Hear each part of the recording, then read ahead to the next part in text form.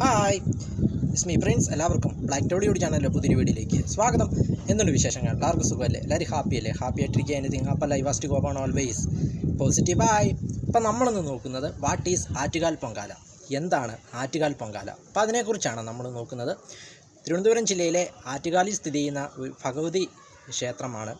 അവിടെയാണ് ആറ്റുകാൽ പൊങ്കാല നടക്കുന്നത്.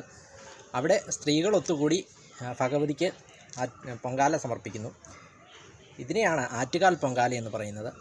അതായത് 10 ദിവസത്തെ ഉത്സവമാണിത്. ഇതിൽ 9ാം ദിവസമാണ് പൊങ്കാല സമർപ്പിക്കുന്നത്. മൺപാത്രങ്ങളിൽ അരി കൊണ്ടുള്ള ഭക്ഷണം പാകം ചെയ്ത് അത് ദേവിക്ക് പൊങ്കാലയായിട്ട് സമർപ്പിക്കുകയാണ് ചെയ്യുന്നത്.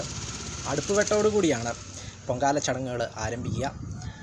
ലക്ഷക്കണക്കിന് സ്ത്രീകളാണ് ഇവിടെ ഒത്തുകൂടുന്നത്. അതുകൊണ്ട് തന്നെ ഇത് ഗിന്നസ് വേൾഡ് റെക്കോർഡ്, ഇതൊരു ഗിന്നസ് വേൾഡ് റെക്കോർഡാണ്. ഗിന്നസ് ബുക്കിൽ ഇടം പിടിച്ചിട്ടുള്ളതാണ്.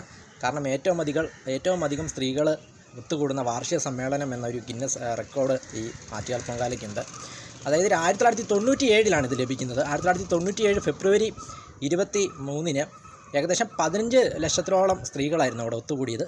പിന്നീട് മുന്നോട്ടുള്ള വർഷങ്ങളിൽ അധികരിക്കുകയും 2009 സർവ്വകാല റെക്കോർഡായി മാറുകയും ചെയ്തു. 2009 ഏകദേശം 2.5 ദശലക്ഷം സ്ത്രീകളാണ് ഇവിടെ ഒത്തുകൂടിയത്. അതുകൊണ്ട് തന്നെ ഇത് ഗിന്നസ് വേൾഡ് റെക്കോർഡിൽ, ഗിന്നസ് ബുക്കിൽ ഇടം പിടിച്ച ഒന്നാണ് ഈ ആറ്റുകാൽ പൊങ്കാല എന്നത്. സ്ത്രീകളുടെ ശബരിമല എന്നാണ് ഇവിടം അറിയപ്പെടുന്നത്.